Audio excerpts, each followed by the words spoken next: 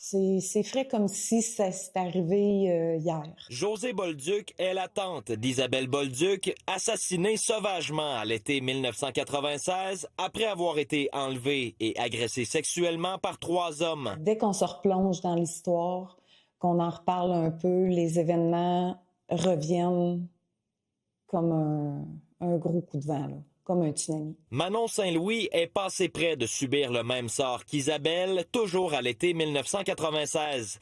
Elle a été enlevée et agressée par Marcel Blanchette, l'un des 3 meurtriers, alors qu'il était en cavale. Ah, c'est sûr que des fois, il y a des flashbacks qui reviennent. Près de 30 ans après ces crimes, Marcel Blanchette tentera à la fin février de convaincre la Commission des libérations conditionnelles qu'il est prêt pour une semi-liberté en maison de transition.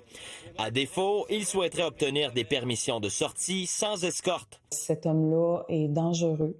Il a connu juste ça, des délinquances depuis 1978. C'est du in and out en prison. Il n'y a plus rien à perdre, selon moi. C'est pour nous que c'est plus dur, parce que lui, il se présente, mais il n'y a pas de sentiment, il n'y a pas rien, là. C'est pas comme nous que ça nous remet dedans. C'est pas un ange. Et c'est un individu qui a commis un crime d'une très grave violence. En 2023, Marcel Blanchette s'était vu autoriser une première sortie en 27 ans de détention, mais avec escorte. Il est très peu probable qu'il obtienne une semi-liberté à ce stade-ci, selon un ancien commissaire aux libérations conditionnelles. Il est exceptionnel pour des individus comme lui de passer immédiatement à la semi-liberté. Normalement, les commissaires vont exiger de le voir aller avec des sorties sans escorte. Mais quand on dit des sorties sans escorte, là, c'est très encadré. Alors, l'individu va quitter le pénitencier et va aller à un endroit spécifique.